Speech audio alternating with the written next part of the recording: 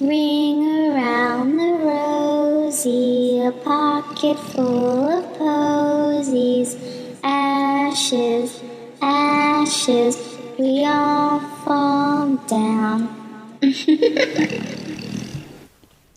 Welcome to the Parricide podcast. I'm Sherry. And I'm Marie. And this is part 3 of Denial, the Chris Porco story. When we left you last week, Chris was near the end of his 6-hour interrogation with the detectives. He'd lied throughout that interview and implicated himself without even realizing it. Clever boy. If you haven't taken the time to listen to part 2 or part 1, probably go do that right now before listening to this one. We'll wait for you right here.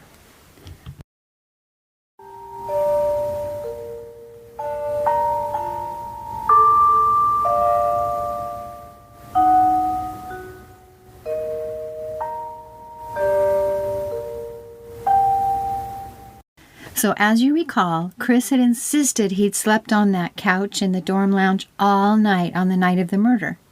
The detectives informed him that they knew this wasn't true.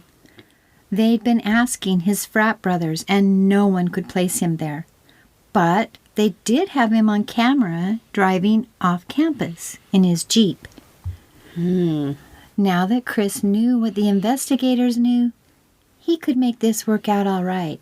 Chris didn't deny it was his Jeep, inadvertently giving the investigators more than he realized. His admitting that the Jeep on the camera was his and that he was driving it was a boon.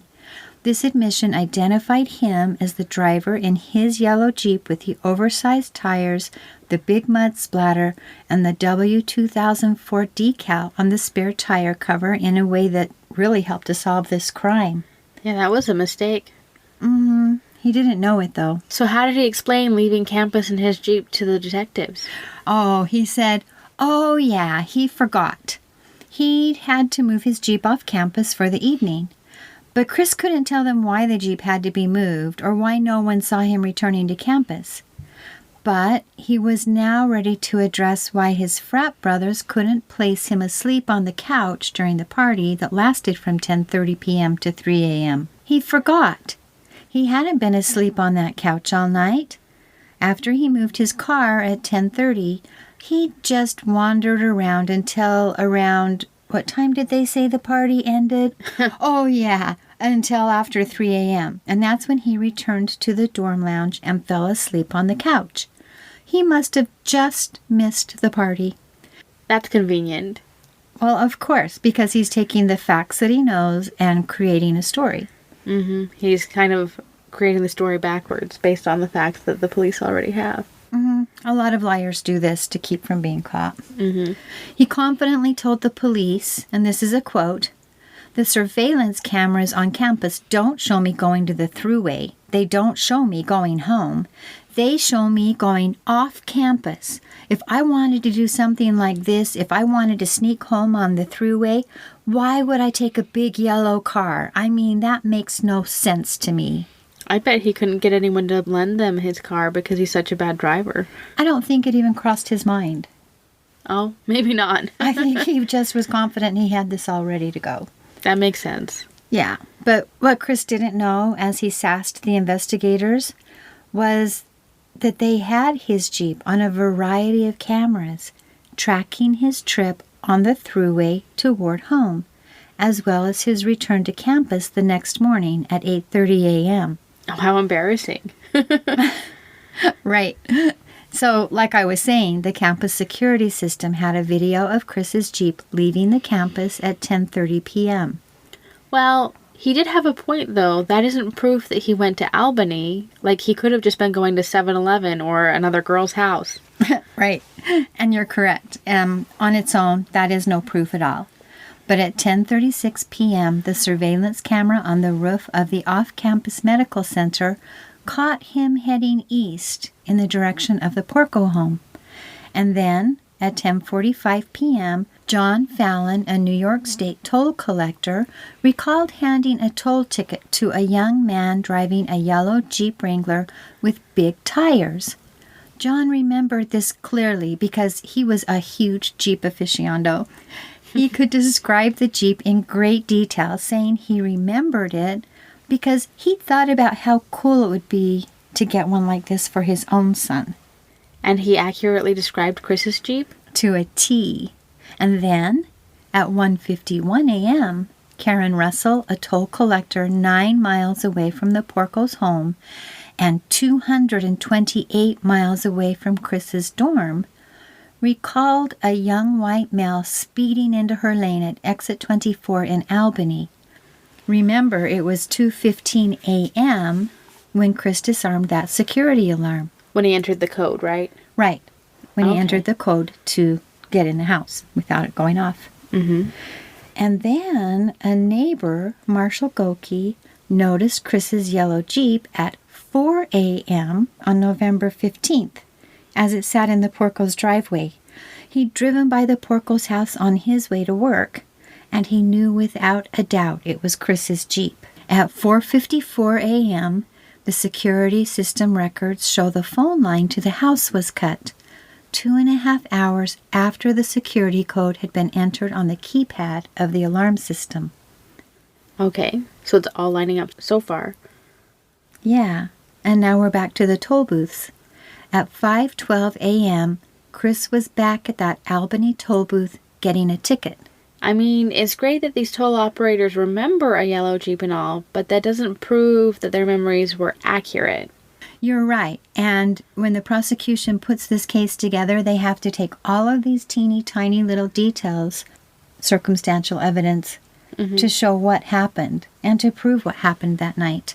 Yeah, and the timeline is adding up in a remarkable way. And everyone remembered that yellow Jeep with the very same distinctive W2004 decal and the significant mud splatter at each stop. The same decals and the same mud splatter sported by the Jeep Chris identified as his own, the Jeep he said he'd moved off campus for the evening. Yeah, it was a big mistake to admit that he had been in the car that evening going off campus. Absolutely, but he didn't know that. Another student had noticed Chris at the school the morning of the 15th. Chris had said he'd been out jogging. Armed with a search warrant, they searched Chris's dorm room, taking clothing, a computer, and even impounding that yellow Jeep he drove. They did not find one drop of blood on anything. Well, at least he's a tidy boy. Well, he had that job. He knew how to take care of cleanup. Yeah.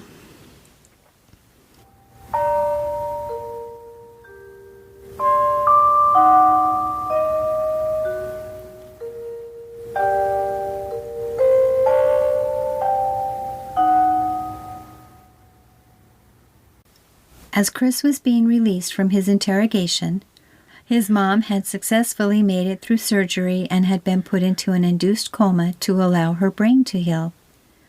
When she emerged from that coma 3 weeks later, she did exactly what Chris figured she would do. She stood behind her son, saying there is no way her son had been her attacker.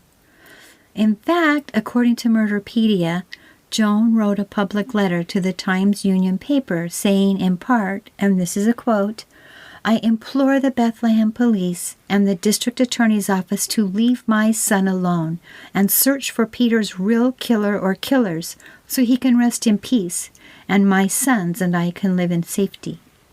Wow, I can't believe that she did that, and I can't believe Chris knew she would. Kids know their parents really well, and the kids whose parents back them no matter what know that their parents back them no matter what. I know, but you would think that being almost murdered and having your husband murdered would have some impact. I agree, but you have to think, too, that Joan Porco is suffering a lot of loss here. That's She's true. lost her husband, she's lost the way she used to look, and now she's losing one of her sons. That would be hard to have all of that all at once. Yes, and a lot of parents do that. They do defend their kids, hoping against hope that things will be better if their child doesn't go to prison. Yeah. But in the end, it didn't really matter, because Chris was pretty much caught. They arrested him for the murder of his father and the attempted murder of his mother. Joan, the erstwhile defender of her children, was livid when she realized she had been questioned and had implicated her son directly after the attack. But that's how investigators identify suspects, right? Immediately after an attack, if the victim is conscious and able to communicate, they have to try and get some information, right? That's exactly right, especially if it looks like the person is likely to die. Investigators want to solve the crime and make sure the instigator gets caught. But Joan, now healing from her horrendous injuries, insisted the murderer could not be Chris. She said she had no memory of what had happened, but she was sure Chris wasn't the culprit. Wow, I don't know how she could be so confident given all the evidence. Well, given that she has no memory. Yeah, that's a good point. Right. But after a year-long investigation by the Bethlehem Police, the New York State Police's forensic team, and eventually their large crimes team, wherein over 600 leads were followed, an indictment against Chris was handed down on November 5th, 2005. His mother quietly began raising the $250,000 cash necessary to bail him out while he awaited trial. This meant Chris would not be staying in jail while awaiting trial. She even facilitated getting him back to work at that veterinary hospital he'd once allegedly robbed. Ah, friends of the family? Indeed. A couple named Elaine Lafort and John Kearney. They owned and operated the veterinary hospital. Elaine loved the Porco family dearly and didn't believe Chris was capable of doing this. She not only let him work at her veterinary clinic, she let him and Joan both live with her as Chris awaited trial. Elaine has never publicly given Chris a no-confidence vote despite knowing he had robbed their business. How about privately? I don't personally know her, so I would have no way of answering that. Fair enough. Anyway, there were rumors flying around that a bag of money was found in Peter Porco's closet, and that it was mob money. People were whispering this might be a mob hit, or payback for Big Frank's recent activities. The axe that was found in the bedroom, people started calling it a fireman's axe, even though it was smaller than a fireman's axe, more lightweight, and had been used for the Porcos for chopping wood for a long time. That's a big difference. It really is. And other rumors that seem to have basis in Chris's 6-hour interrogation wherein he mentioned this very uncle and the possibility that the murders were connected to him. Although Chris would mention it and then, of course, say he didn't think there was a connection. Yeah, there was no reason to act like that. Well, he wanted to make sure it wasn't their idea, that it was his idea. Oh, he thought that he was just masterfully leading them. Right. So life didn't really change a lot for Chris. Chris was caught in photographs, drinking and partying it up with his friends and having fun and pretty much just going back to doing his Chris thing. Mm-hmm. Post-recovery, Joan began to tell a story about how approximately 1 week before the murder, a man had come up her driveway. It startled her because she didn't know him. When the motion sensor light was activated, she claimed the man had hurried away. She hadn't called the police, nor had she mentioned this alleged incident to anyone, not even her kids. And there was no evidence that the man had malicious intent. Nevertheless, the police canvassed the neighborhood, talking to approximately 200 people in an attempt to find the scary man in the car. No one recalled seeing or hearing anything that resembled this incident. But they did locate someone who had seen Chris's Jeep parked at the Porco's. It was that neighbor, Marshall Goki, the one that had been headed to work in the early morning hours. That makes a lot of sense. Mm-hmm. Anyway, what happened at trial? Well, Chris's defense team did everything they could to ensure that Chris was not found guilty of this crime, of course. Mm-hmm. They got the trial moved 90 minutes away from Albany due to the intense local coverage the case had received. Makes sense. Yeah, I think that was a fair request. They filed 330 different motions for the judge to consider, trying to convince everyone that Chris did not do it and that someone else might have. That seems insane. That's a lot of motions. It was, but it's their job to convince the jury that there might be another suspect, that someone else could have done it. And part of that is filing motions trying to get the judge to let things into evidence that may or may not be relevant to the case that could muddy the waters. Ah, I see. Yeah, and then because it was a lot of circumstantial evidence, every piece of evidence they could keep out, like the testimony of a toll booth collector, would help break down the timeline and not make it as clear as we see it. Oh, that makes a lot of sense. Yeah, so they have to try and erode the story and then also try to find an alternative suspect to cast some doubt on.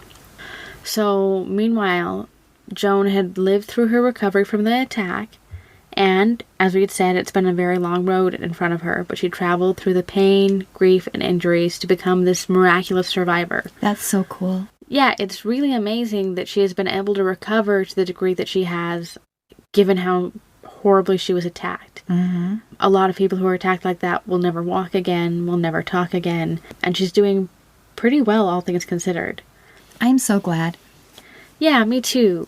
But she still claimed to have no memory of that night, and she couldn't remember identifying Chris as the attacker as she lay beaten and bloodied in her bed. And now she was staunchly Team Chris. She denied Peter's mother and sister attendance at his final services because they believed that Chris was the attacker. Oh, that is so sad. It's awful, right? Mm-hmm. It's really sad to see a family divided at the time that they should be coming together to mourn. Yes. But then she wrote letters to the Times-Union accusing the police of not doing their job and kind of picking on her son. And she appeared at his side for every hearing and for each day of the trial, which must have been a horrible strain given her health. And one thing that I did notice and that I heard talked about quite a bit is she is comforting him and he is not comforting and supporting her as she walks through those terrible days at trial. Yeah, it's a really interesting dynamic for sure. And a really sad one. Yeah.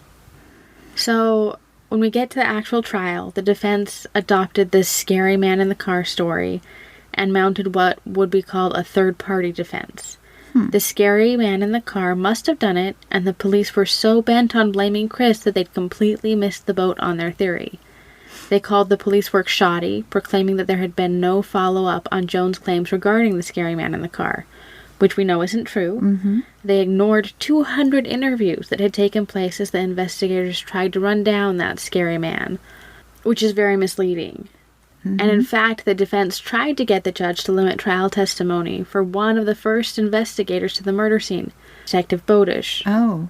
They wanted to muzzle his testimony regarding the murder scene and only allow him to answer questions in support of their scary man in the car theory. And the judge, of course, ruled against them. I'm glad. That would be so ridiculous. It is, and I think that they really just didn't want Detective Bodish to testify. The murder scene is really grisly, and that's emotional testimony for the jury to hear. But then he would also testify about this really key piece of evidence, which was Joan's nodding her head and moving her hands and saying, no, it was not this son. Yes, it was this son. Twice. Yeah. It's pretty compelling testimony. Because it's so close in time to the event and it's his own mother, right? Right. So that's a red herring, right? When the defense tries to introduce a notion that this third person is the killer when there's no proof that the person even exists. Yeah, it's absolutely a red herring. And it's a tactic that is typically ruled inadmissible in trials. If the defense can get the jury to concentrate on the scary man in the car, they might be able to get Chris a not guilty verdict. And it's just kind of distracting. But it has to have some sort of basis, doesn't it? Theoretically, it does, but the defense team had a lot going on here. First, the scary man in the car that no one had heard about before Chris needed a defense.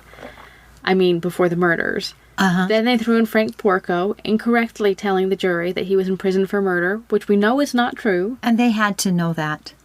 Yeah, I mean, they must have done their research. And they also told the jury that he had enemies who might have hired a hitman because they were mad that he'd ratted them out, which he hadn't. Like we said before, he was no songbird. He was in prison because he'd refused to rat out any co-conspirators he might have had. Right. So the investigators had also done a pretty thorough job. They'd followed 421 leads in this case. And Frank's name had never surfaced as the potential murderer. Wow. Yeah, but this didn't stop the defense from accidentally misinforming the jury. And there were even more killers out there. The defense was just seeing killers everywhere. That's insane. Yeah, and then there was this other piece of really key evidence, and the judge had to decide whether this would be admissible. The defense moved to have Chris's 6-hour interrogation excluded as evidence. Wow, why? Well, remember when John Polster had shown up and said he was going to be Chris's lawyer, but they asked Chris, kind of, and Chris said, no, he's not my lawyer? Yeah, so the defense argued that the testimony from that interrogation should be excluded because they had not done enough to check and see if he was represented and if he wanted his lawyer. The defense says that the detectives needed to say, hey, John Polster's here saying he's willing to act as your lawyer. Like, do you want him as your lawyer? Well, they didn't say it that way, but they kind of did. And he said, he's my dad's friend. I don't think it would be appropriate for him to be my lawyer. Yeah, I feel like his answer was pretty clear, but I also feel like the way they asked was a little bit leading, like they definitely wanted him to say no.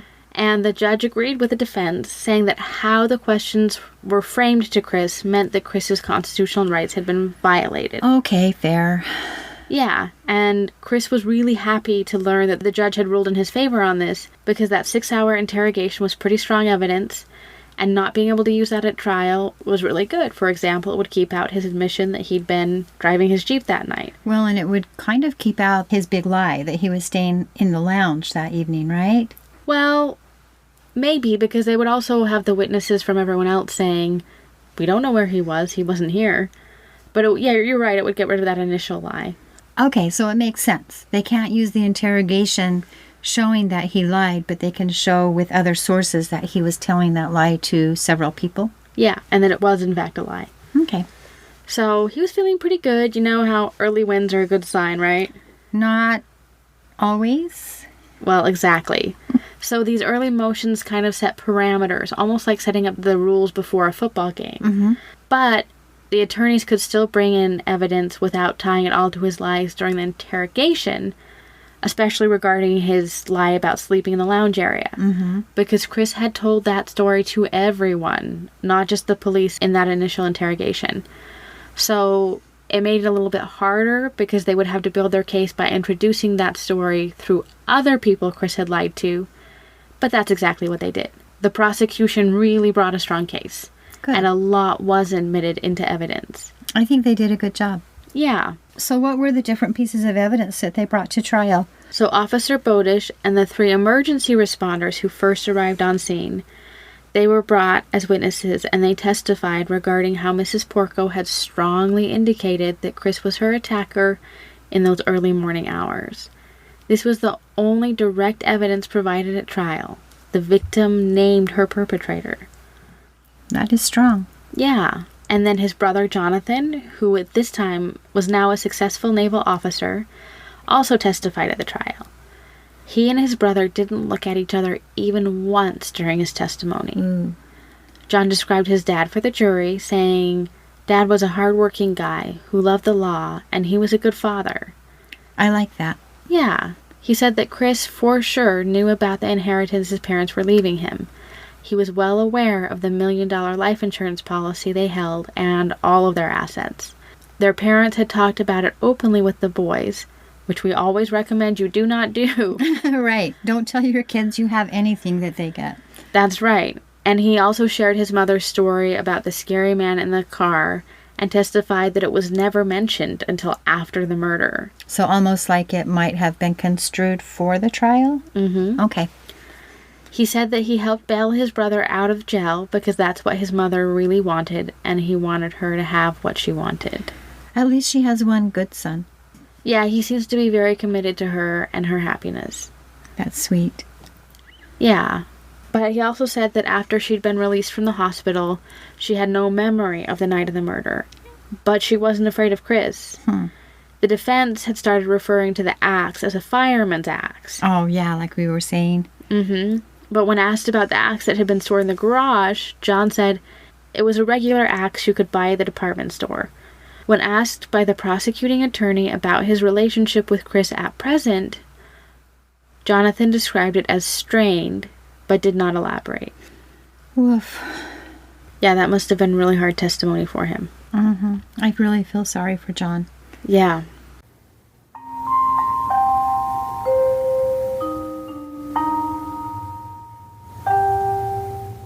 So, next, Marshal Goki testified, saying the same exact thing he'd always said, that Chris Porco's distinctive yellow Jeep had been parked at the Porco home around 4 a.m. on November 15th as he passed by the home on his way to work. He left home every Monday morning at 4 a.m. to head to the construction site he was supervising, returning home at the end of each week. The Porco home was just a few doors down from his home. The defense countered, saying that Mr. Goki must have been confused. But Mr. Goki was sure of what he saw. Because he left early Monday and wouldn't be back until the end of the week, he always took a careful, long look at the neighborhood as he left for work. He noticed Chris's distinctive yellow Jeep tucked in the right side of the Porco's driveway, the front end of the Jeep facing the garage. It's pretty specific. It is. And the defense threw a lot of stuff at Mr. Goki, like there were 2 yellow Jeeps in the neighborhood. Perhaps he was confused. He was probably looking for a deer who might dash across the street in front of him, instead of noting that Jeep in the Porco driveway. The lack of streetlights would have made it difficult for Mr. Goki to actually see Chris's yellow Jeep in the driveway. But Mr. Goki held fast. He knew what he'd seen, and it was Chris's yellow Jeep in the Porco driveway at 4 a.m. on November 15th. Well, how do you know that was Chris's yellow Jeep? The defense asked. Mr. Goki testified that he easily recognized the Jeep because he had frequently seen it driving recklessly through the neighborhood at a relatively high speed. He didn't know the family, he just knew the driver of that Jeep was someone he wouldn't like and had always pulled into the same home. The home he knew was the Porco home. He'd know that Jeep anywhere. I think it's funny. It's really true. If you're a parent and some kid is always driving through your neighborhood at high speed, you don't have to know who the kid is, but you always know that car. That was kind of a mistake for Chris to do. Yeah, he drove recklessly all of the time, and people noticed him because of it. He drove a conspicuous car, dangerously, and of course it attracted attention. Well, and I think it's funny he didn't even know the Porcos, didn't even know Chris, but he knew the Jeep. And I could see him driving down the road going, the Jeep! Yep, exactly. So, the defense declared that they were going to bring in a private investigator who would refute his claims regarding his ability to see that Jeep. But, of course, they never did. I think it's interesting that they make all of these declarations and then they never follow up on it, but they're hoping the jury will use it to cast doubt. Yeah, you have to actually follow up, though, or the jury doesn't believe you. Truth. So, Joan Porco appeared on the list of both the prosecution and the defense, and she wound up testifying for the prosecution. She testified quietly, carefully responding to what the attorneys asked her. She said she had no recollection of what had happened in her bedroom in the early morning hours of November 15th, 2004. The jury was stunned as they watched her testify, the damage from the attack still evident on her face. She couldn't remember the attack, whether her husband cried out, or even how she was taken to the hospital. She doesn't recall indicating to the police that her son Christopher was behind the attack. Mrs. Porco testified that the last memory she had prior to waking up in the hospital bed was that on that Sunday afternoon before the attacks, her last day with her husband, Peter had started working on the lawn and I went to the Y to secure a membership for my family. This was probably in anticipation of the boys being home for the holidays. Yeah. When asked if she had any memories regarding the murder, she said, and this is a quote, "No, because of the damage that I have, I feel I have amnesia." Interesting. Yeah, so a lot of people wonder whether it's denial that caused her to feel she had amnesia. I don't know. She recalled being livid when told that she had nodded in the affirmative, unable to speak with her jaw shattered, when Detective Bodish asked her if Christopher had been behind the attack. She thought that was absurd. So, if she didn't have any memory of the attack, why did the prosecutor have her on the stand testifying? Because she can't testify to something she can't remember. Well, you're right, but that wasn't all she needed to testify about. Oh, what else did she need to testify about? I thought that's the whole point. No, The prosecution was also very interested in ensuring that the 30 emails written between January and November of 2004 made it into evidence, and they would need her to confirm them so that it wasn't hearsay. Oh. So many of the emails were messages from Joan questioning Chris regarding his financial affairs. In one, she chided Chris saying, quote, "Honesty and integrity are the most important things in life," unquote. That was in September. There was an email in October from Joan asking her son why he was not picking up the phone. The emails indicated Jonathan had tried to call him over 40 times to question him about a computer, his mother's computer, that was stolen from the home during one of those robberies that Chris was trying to sell on eBay. There was one from his mother during the time when Chris was not responding because his father had busted him forging his name to get loans that said, quote, "Don't you want to talk to us? Are you hiding something?" unquote. Eventually, Chris answered his mother's pleas for contact, saying he was selling computers on eBay, ignoring the fact that it was her stolen computer, because he was trying to finance his education. The fact of the matter is that he was also stealing computers from his friends and his dorm mates at the University of Rochester. Wow. Yeah. He said that he was selling things on eBay and also working at the veterinarian hospital, where he'd worked since high school and subsequently robbed. And lived 230 miles away from. Yeah, but he said he was doing all of this just to stay afloat. Huh. And then there was an email from Joan sent 2 weeks prior to the attacks, indicating the Jeep loan Chris had taken out was now going to collections because he'd never bothered making payments on it. She emailed him saying, quote, "We do not want companies calling here anymore. This is very upsetting to us. What were you thinking? A due date is a due date. What don't you understand? Are you crazy?" unquote. Oh, she was mad. Yeah, she started to get more and more angry with him, but I guess not angry enough to testify against him in court. But you can feel her mounting frustration in these emails. She knew Chris understood what he was doing. She knew he was completely sane and simply choosing not to pay the debts he had incurred. And she knew it was breaking her heart to see him act like this. Yeah. She admitted that she was angry at him when she wrote the bulk of those emails, which anyone would be, of course. Understandably. Yeah. I mean, that ends up being some pretty strong testimony against him, even though that's not what she wanted to do. I mean, yeah, it was right there in black and white. Yeah. So then an alarm system security technician testified. The security system that protected the Porco's home always remotely recorded the times the alarm was enabled and disarmed, along with any attempts that got it wrong. Cool. So this testimony was to prove that the security system was disarmed by an accurate first attempt at entering the code. This was not someone guessing it. And this code was known only to the 4 members of the Porco family and 2 other people. So, although Chris later smashed the security alarm panel, he wasn't aware that the security system data recorded to a box in the basement. The security panel that got smashed was just cosmetic. It didn't store the recordings. Nice. Yeah, and the technician also testified that the security system recorded the time of the telephone lines being cut approximately 2.5 hours later at 4:54 a.m. And someone who was going into the home to murder them as a stranger would have cut the lines and then disabled the security. You would think so, right? Right. So then they also had the toll collectors testify about seeing Chris pass through their toll plazas. He entered the thruway at Rochester at 10:45 p.m. on November 14th. He exited the thruway at the Guilderland exit at 1:51 a.m., which is only 9 miles from the Porco home. And then the off-campus video cam footage showed the Jeep heading back to the University of Rochester at 8:30 a.m. Now, the defense countered, saying there was no blood in the Jeep, no blood found on anything of Chris's that they'd confiscated, and no finger marks to prove it was Chris. They suggested that this was a sign of a professional killing. Except professional killers don't show up at a murder scene counting on finding a decent weapon in the garage and knowing the code to the security system.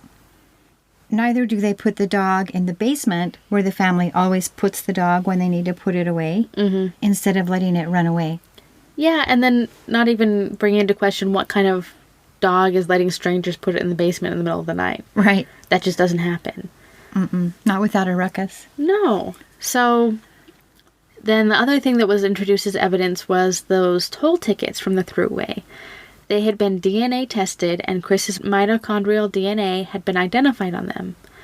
That DNA had some highly rare markers, and Chris also had those highly rare markers in his DNA. The defense countered with testimony saying that the claim must be overstated.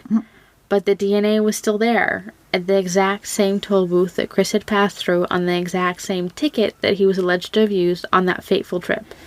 Now, I know that the tickets, I imagined them going through billions and billions of tickets and thought, oh, how? Easy pass. Well, actually, he had an easy pass that he disabled and put on the floorboard of his Jeep at some point. I don't know when he put it there. But he was trying to evade detection by not using that easy pass. Yeah.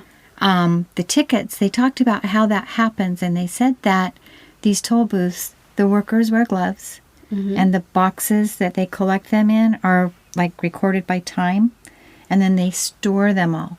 So they were able to take that time and pull the tickets, and there were only like 12 tickets that they had to look through and do all of the testing on. It wasn't thousands and thousands. It was 12 because of the time and how slow traffic was and the location. That makes sense. So, yeah.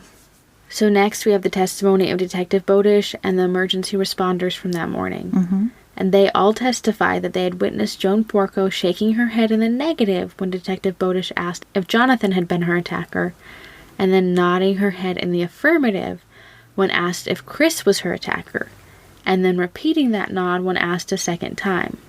According to reporting by the Times-Union, testimony indicated that Mrs. Porco was conscious, alert, and adamant that Chris had been the attacker. There was no mistaking her response. Although now, Mrs. Porco was claiming to have complete amnesia and insisting there was no way Chris could have been her attacker. The defense countered this evidence by saying that no one could know for sure that Joan Porco was alert, awake, and aware that day. Which, if people had to talk in order to prove that they were alert and awake, a lot of people would be considered incapable of communication, who are perfectly capable of communication.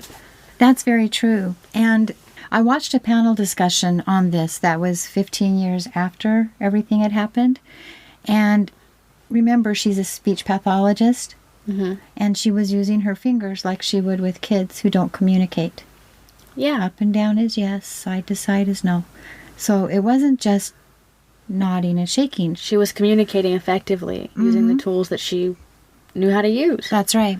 What was really obviously missing at trial was any of Chris's frat brothers or dorm mates who could place him on the campus anytime between 10:30 p.m. on November 14th through the next morning.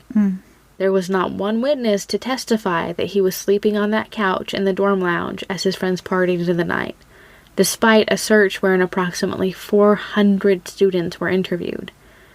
But 9 of his frat brothers and roommates did come forward to testify that he most definitely was not asleep on that couch in the lounge that night.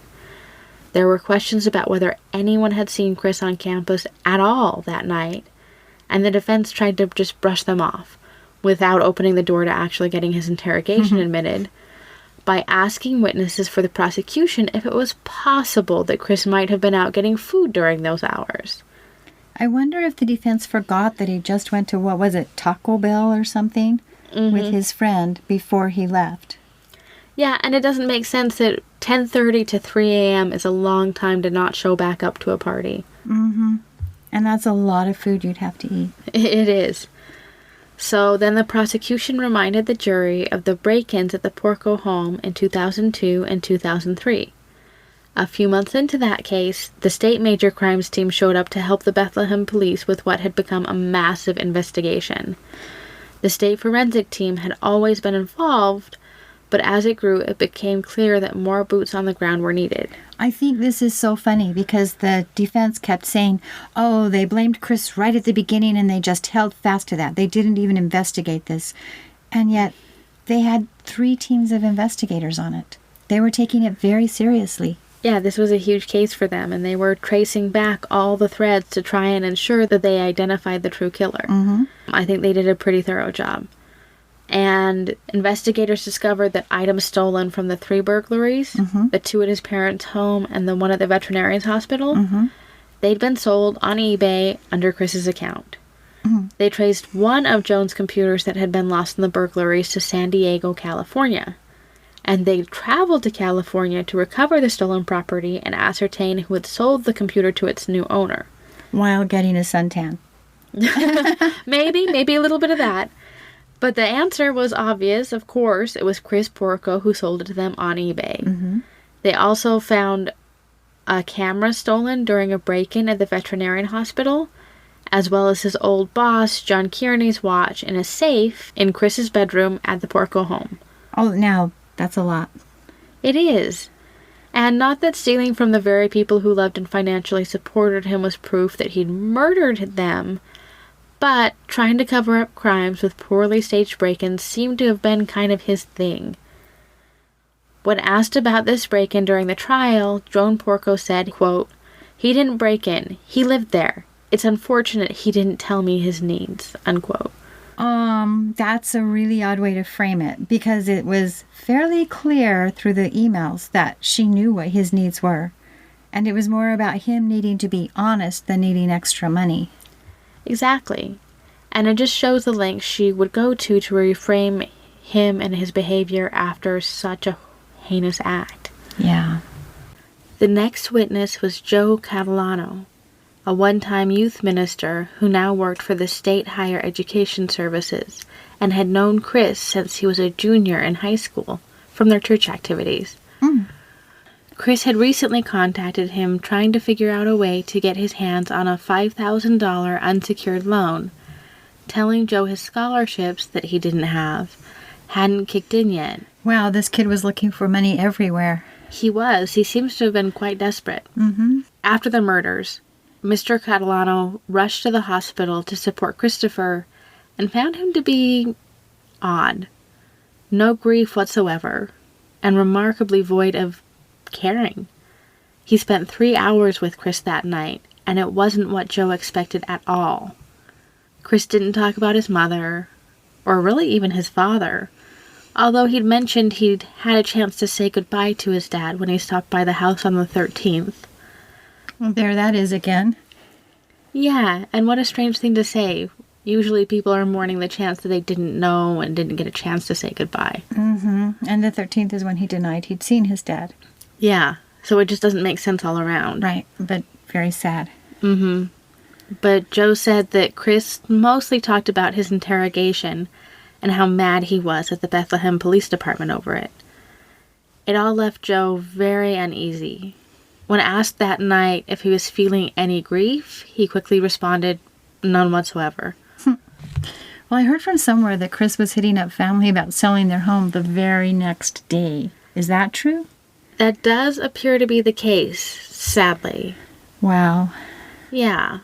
And again indicates that he'd had a lot more time to process this than anyone else. Indeed.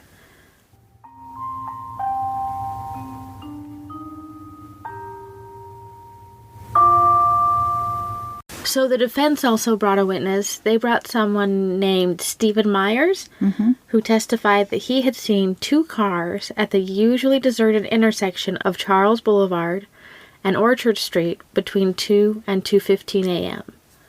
One was aggressively tailgating the other, but he was tired and he went to bed.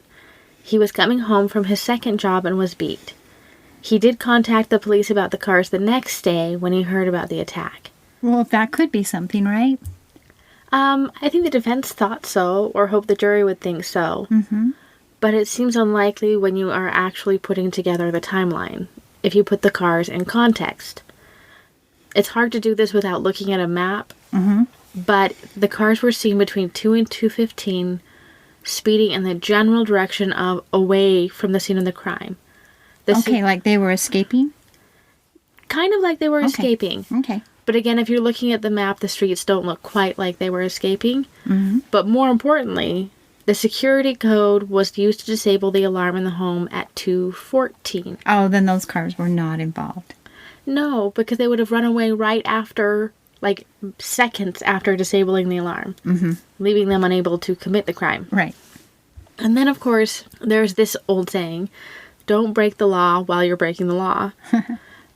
Most criminals, even petty criminals, follow this law. So anyone smart enough to know how to not leave fingerprints or his own blood on the murder weapon would surely have realized the danger of detection should they decide to aggress each other in their cars as they leave the scene of the crime.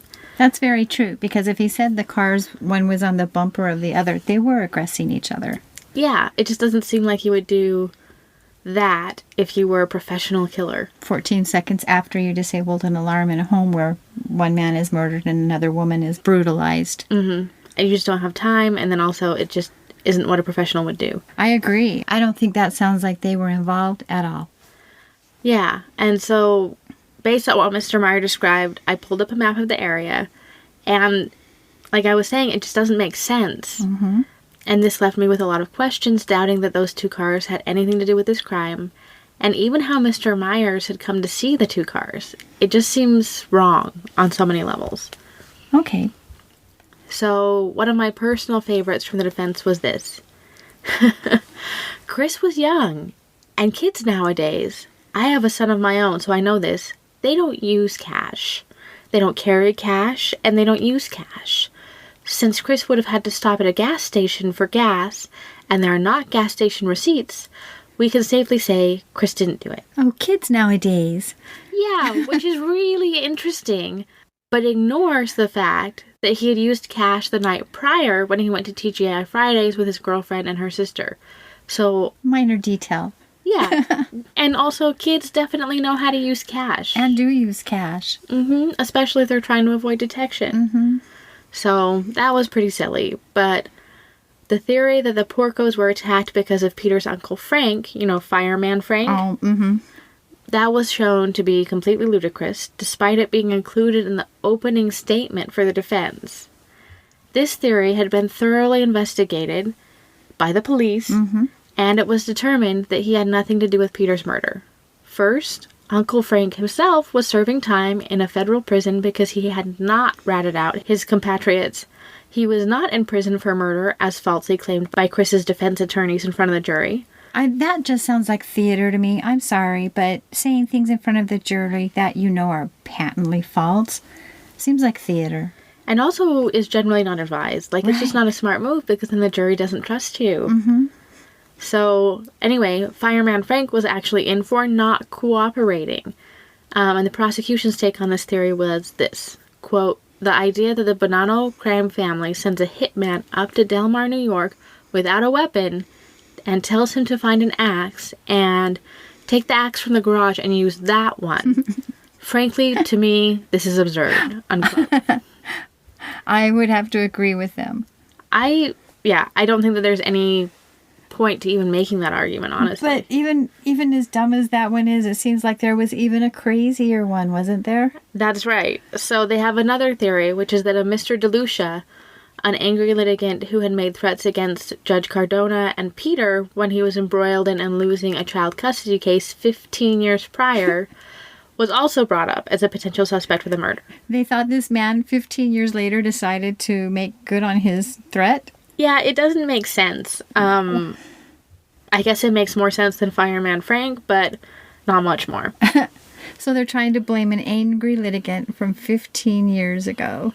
Yes, it's silly. I watched an interview set up by Times Union called The Chris Porco Case 15 years later. And this is a show that the prosecution team and the defense team appeared on to discuss the case. Oh, okay. The defense team complained that the prosecution team had refuted the Mr. DeLucia theory by using defense witness testimony that alibied Mr. DeLucia. He was miles away in Virginia going about his business. And this is what was said. It was kind of bizarre. So the prosecutor says, the individual was Patrick DeLucia. He had threatened Peter in the past. That was a lead that was followed up on.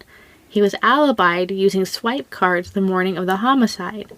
And the defense says, a little smugly, right, by a bunch of prosecution witnesses, they alibied him. I mean, no disrespect intended here, but... And the prosecutor was, of course, frustrated and says, well, those are the only kinds of witnesses that the prosecution have. And he said, I know. I've noticed that. Yeah, and for some reason the audience laughs at that. It's kind of silly. It's like, of course the prosecution brings prosecution witnesses. They're not going to bring your witnesses for their proposition. I'm not sure the defense team was clear on how trials work. I mean, if the prosecution brings in prosecution witnesses and the defense team is welcome to bring in defense witnesses, there are no other kinds of witnesses available. And most people would expect the prosecution witnesses to, in this case, say, no, that other guy couldn't have possibly done it. That's the prosecution's job. It is. Like, that's just how it works. So I'm not sure what the issue was there. So he was just doing everything he could, even at this late date, to try and diminish the evidence set forth by the prosecution, which has already been accepted by the jury. There's no point of trying to try this in the court of public opinion. It's already been decided. But it was just silly because the prosecution team will most assuredly bring only prosecution witnesses to testify at trial in every single case. Very true. So, speaking of the jury trial, on the morning of August 10th, 2006, after the jury of 8 women and 4 men had spent 21 days listening to testimony and then less than 6 hours in deliberations. Oh, wow. Yeah, that's very fast for murder. Mm-hmm. They convicted Chris on 1 count of second-degree murder and 1 count of second-degree attempted murder. And there was a lot of public controversy, but if you read the court documents and other source material, and then read the newspaper articles and listen to subsequent interviews with the defense team, you can see why. It seems like the defense would feed the media a lot of stuff and then forget the facts that would back up that stuff. Mm-hmm. So, we've talked about, they'd point a finger at Frank Porco. Mm-hmm. They'd tell the media the investigators never followed up on Fireman Frank, even though a fireman's axe was used in the murder. Mm-hmm. But we know that there was a very conscientious follow-up, and Frank Porco was not Frank the fireman, he was Big Frank, and the axe used was not a fireman's axe. It was the axe that Peter kept in the garage to chop wood. Plain and simple and covered in court. Yeah. While being sensationalized in the media. Yeah, that seems to be a little beyond ridiculous. It does. And then, the 2 cars aggressing each other as they drove down Orchard. That was also investigated. And the defense complaining that the testimony came from the prosecution witnesses, that was a bad thing.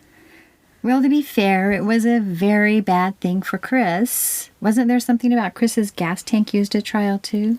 Oh, yeah, I almost forgot about that. So they had receipts showing that Chris had completely refilled his gas tank in Rochester after he'd gotten back into town from visiting Sarah's. Oh, and that was also in the interrogation, even though they couldn't use it at trial. Yeah. He did say that when he got back to town, he filled his gas tank. So it wasn't just receipts, it was him.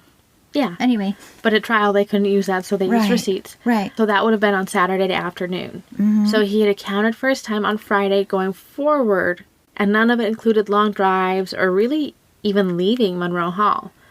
So Saturday, later in the day, through Sunday at 10 p.m. is covered as far as driving goes.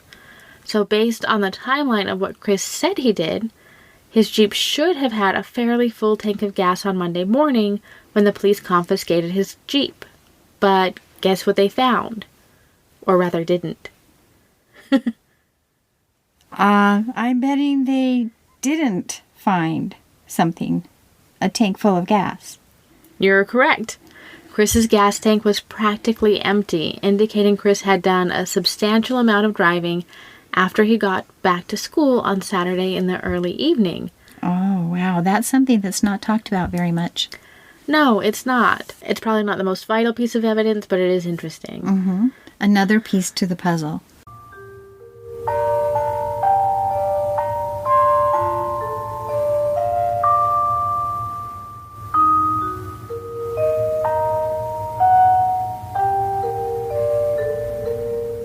So, now we're to the verdict. Okay. Chris stared straight ahead as the verdict was read. His mother, who throughout the trial had been hugging him and lending him support, did not attend court for the verdict. But she did attend the sentencing. Why wasn't she there when the verdict was read? It wasn't really announced that a verdict was coming in. Everyone thought that they were reassembling to field more questions from the jury. Joan was in a nearby hotel taking a rest and thinking the verdict was hours away. Oh, okay. That makes sense. I couldn't understand why she would be there the entire time but not show up for that. It sounds like it was maybe like a miscommunication. Yeah, and I don't think anyone expected a verdict in 6 hours. That's really quick. Yeah. So, in a documentary called Family Ties by Forensic Files, one of the jurors was interviewed after the trial. He said, quote, "We really wanted to find something that made him innocent, and that we could say that no, the prosecution's evidence just doesn't add up. It doesn't match up. He didn't do this to his parents, thank God. But we didn't find that. That's not how we found in our verdict," unquote. Wow. Yeah, I think that nobody wants to believe that this is what happened, but it is. Yes, and going in with mostly circumstantial evidence, they probably thought they were going to be coming out with a not guilty verdict. Yeah, I think they had a lot of hope, but there was a lot of evidence. So, 6 months later, on December 12th, 2006, Chris stood before the judge again for his sentencing hearing. Peter's sister, Patricia Sostak, Peter's mother, Jane Porco Whalen, and Joan Porco all asked to address the court. Mrs. Sostak spoke of the losses she had endured since the murder of her brother. Oh. Yeah, that would be just awful. She spoke of how the murders had personally touched her and had decimated and divided her beloved family, saying, quote, "We are now a small band of survivors of murder, and our time together is overshadowed by our unspeakable grief," unquote. That's heartbreaking. Yeah, it is. And she, of course, talked about her sorrow, how she missed her brother dearly, what a good man he was, and the terror of thinking about how he must have felt as he made his final mysterious movements about the house and then died. And then she spoke about the rift the murder had caused, how she and her mother were robbed of the opportunity to attend the last rites for their son and their brother, and she condemned the murder. I can see why. Yeah, this would be a very hard testimony to give. And Peter's mother wasn't able to give the testimony. And this is Mrs. Whalen. Yeah, Mrs. Okay. Whalen. She had written a letter, but she was too frail to attend the hearing. The letter was read aloud in court, and she spoke of her pride in her son and her love of him and the strong, caring person he was. She spoke in support of the verdict that had been reached and said, quote, "I no longer live in fear that my family will come to more harm. I do not fully understand what happened to my grandson, and I hope and I pray that he can be cured. But unless that happens, he must not be allowed to kill again," unquote. So this is Chris's grandmother, the one he kept telling everyone was dead, right? Yes, it was. And I can't imagine what it must have felt like for her to realize he was running around telling everyone he was living off of his dead grandmother's money, and it was her. That must have been very frightening, especially when she realized he was happy to kill for an inheritance. Right. That must have been very scary. I think that would have been terrifying, especially when they find prospectuses for wealth management. Yeah, I think that if I were her, I would have been terrified every day that he was out of jail. Mm-hmm. I would have to. So the next person to testify was Joan Porco. Mm-hmm. She asked for leniency for Christopher and said that he had paid for all of his past mistakes, and this wasn't one of his past mistakes. Both of which statements I don't think are true. He didn't pay for any of his past mistakes, and this was one of his, I guess you could call it, mistakes. Yeah, I mean, she was right that it wasn't a mistake. That's true. This was very intentionally done. Right. But she didn't think he was capable of doing something this terrible. It broke my heart watching her try to defend her family, saying, quote, "Christopher is the product of a loving and supportive family," unquote. Because he was. And it appears that she felt she had to defend who they were because of what he'd done, or that it was somehow a type of defense to show why it couldn't be him. It's clear that she believes in the tales the media spins about parricide only happening to abusive parents. The truth of the matter is that being good parents and good people will not insulate you from becoming victims of parricide. This is some of the greatest damage the media does by perpetuating the abuse myth. Child abuse is not the only reason children murder their parents, and it leaves surviving family members on the defense. Well, of course. And then they have a harder time grieving. Mm-hmm. And they sit there doubting themselves, going, how did we cause this? This must be our fault. Well, or they're just defending their dead parents. Mm-hmm. It's just sad. It is very sad. And finally, Chris spoke. He did not show remorse or sorrow. Predictably. Well, yeah. No sorrow for others, at least. There was only this resounding, I didn't do it. He sounded like he was trying to be his own defense team in the closing statement. There was no sorrow over the death of his father, or sorrow for the current physical, emotional, and psychological pain his mother had to endure. All brain and no heart, right? Exactly. And maybe only about half a brain. But now it was time for the judge to render a sentence. He started saying, quote, Christopher Porco, you are a very intelligent young man. You come from 2 wonderful parents. Your brother is a credit to society. You come from a very close-knit family. I look at that family now, and I see it torn apart in many ways, unquote. The judge noted that Chris had had a very fair trial. 330 motions from the defense had been filed and decided upon. The judge noted, quote, while your attorney is correct that you have no prior convictions, you surely had a lot of illegal acts that you participated in that I prevented this jury from finding out because I felt that would cause you to not have a fair trial, unquote. The judge also said, quote, I fear very much what happened in the early morning hours of November 15th is something that could happen again, unquote. He sentenced Chris to the maximum allowable penalty, 25 years to life, for the second-degree murder of his father, and 25 to life for the second-degree attempted murder and maiming of his mother, to be served consecutively. So Chris would be spending at least 50 years in prison before he would be eligible for release. 50 years for sure? Well, not 50 real years, 50 prison years. Okay. We've talked about this before. Good behavior is incentivized in prison, so in reality, if Chris plays by the rules and stays out of trouble, he could be out in 46.5 years. But if he doesn't, he could be in for as long as his entire life. His first parole eligibility date is set in December of 2052. And in prison, he has given at least one interview that I watched, and he is still saying, I was asleep in the lounge. Everyone watching Shrek would have noticed that.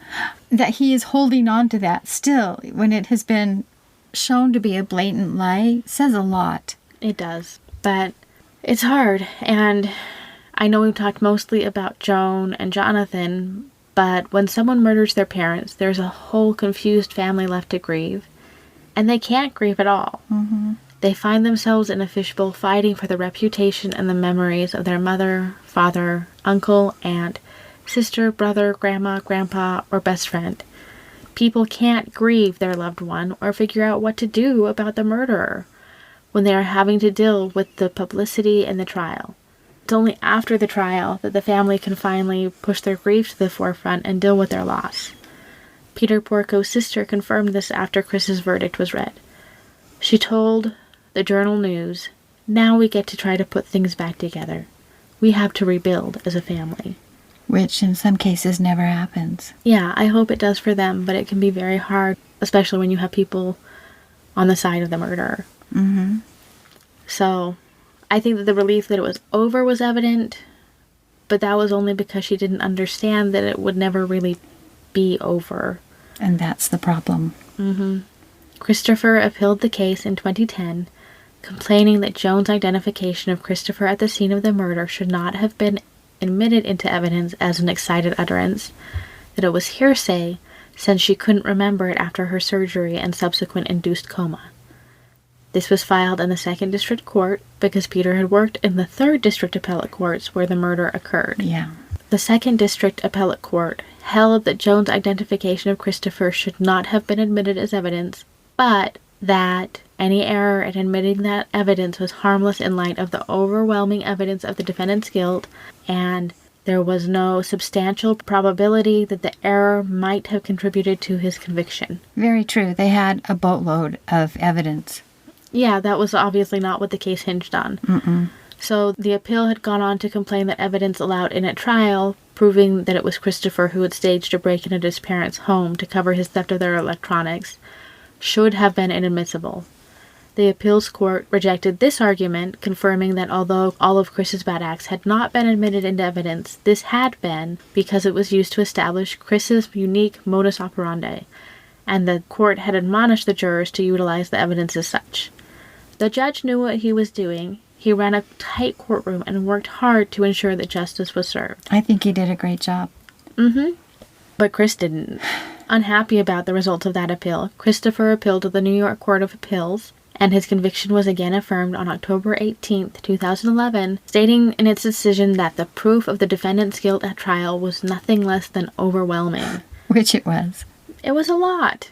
But, still wanting to fight it, which was his right, Christopher took his conviction to the U.S. Supreme Court, filing a petition on January 11, 2012.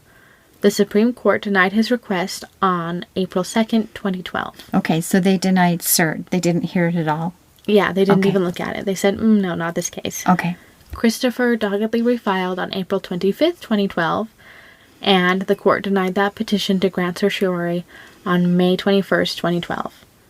In 2014, Chris decided to strike out on his own, filing an appeal asking that he get a whole new trial, accusing his erstwhile defense team of not providing effective counsel during the appeals by not including their actions as ineffective counsel during his trial.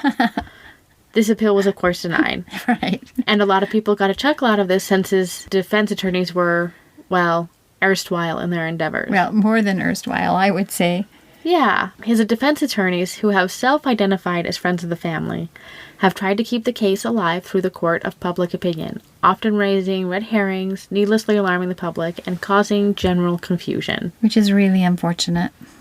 It is. The Where Are They Now portion of this episode is rather thin and a little sad. Joan Porco and her son John prefer their privacy about their current lives, and the extended family also prefers to stay out of the public light as they work toward healing. And it's a long road. There was a lot of damage there. It's heartbreaking when you think about all of the lives that were damaged by this. Yeah, it's really sad. What about Big Frank? Frank Porco was released from prison on September 24th, 2005. He disappeared back into regular life until June of 2006, when his name appeared in the United States of America v. Vincent Basciano. Vincent Basciano had been accused of, well, a bunch of stuff, and most of it was stuff that he'd done. How do you know that? Basciano, who was the head of the Bonanno crime family at the time, had conceded to permit the government to submit a host of uncharged crimes as evidence in an upcoming trial. Wow. Yeah, the charges involved his extorting a variety of restaurants, all of the vendors at the Feast of the San Gennaro Festival, and the New York City heating oil industry. Wow, that's a bit of trouble. Oh yeah, but I'm not finished. He also allowed them to submit 3 murders, 3 conspiracy to murder charges, and a solicitation to murder, as well as an assault on an insubordinate Bonanno family member. But he refused to allow the remaining requested pieces of evidence to be submitted.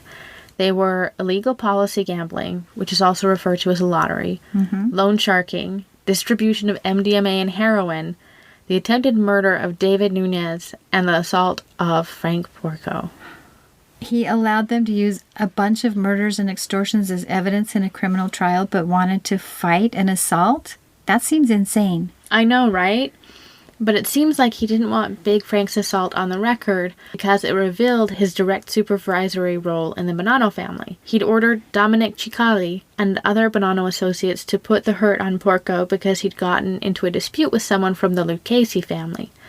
They were both involved in the Joker poker gambling offense together, and fighting was a beyond stupid way to bring attention to these activities.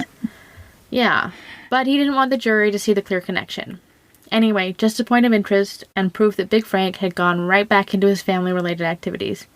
And he'll probably always have some type of trouble he's getting into. True. So, the Porco family home was sold in October of 2005 to a couple from out of town. After the guilty verdicts came down, they noticed an increase in traffic. They made alterations to the landscaping in the porch, thinking it might change things, but it didn't. The curious will always be with us. Truth. What about Chris? What's he up to nowadays? Well, he's going to be hanging out in prison for the next several decades. His appeals are exhausted, and he is not eligible for parole until 2052, when he will be 69 years old. So, still in denial.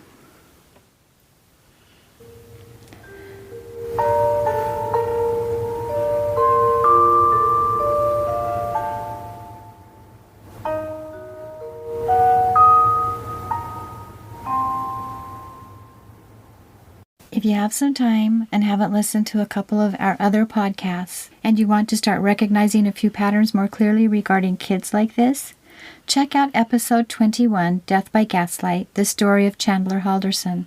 Or, for a different take, you could check out episode 14, Money, Murder, and Cows. It's a very sad story of Scott Moody, who didn't actually kill his family. And you'll start seeing the differences in these boys. I think that's a really good idea. So, first, we always love to thank you, our listeners, for making it all worth all of this work. Yes, thank you very much. And again, thank you, Bimbo with an Uzi. This was such a good story, and we're glad that you brought it to our attention. Yes. We love your comments and hearing what you want to hear about. Exactly. So, now we need to thank our sources. Okay, so we'd like to thank allthat'sinteresting.com, the Bethlehem Public Library, the Times-Union, Cosa Nostra News, CBS News, Journal News, Forensic Files, Campus Times, Spotlight News, the Berkshire Eagle, Democrat and Chronicle, Troy Record, Forensic Files Now, Poughkeepsie Journal, Wikipedia, Oxford Academic, Murderpedia, Nellie Andreeva's Deadline Hollywood, Medium.com, and Steve Ferrance, the author of November Memories Inside the Christopher Porco Case. This was an excellent read, as we've mentioned before, and we highly recommend it if you want to learn more about this case. Yes, and as always, thank you to Jade Brown for our music. This has been the Parricide Podcast. And remember, always sleep with one eye open. Ashes, ashes, we all fall down.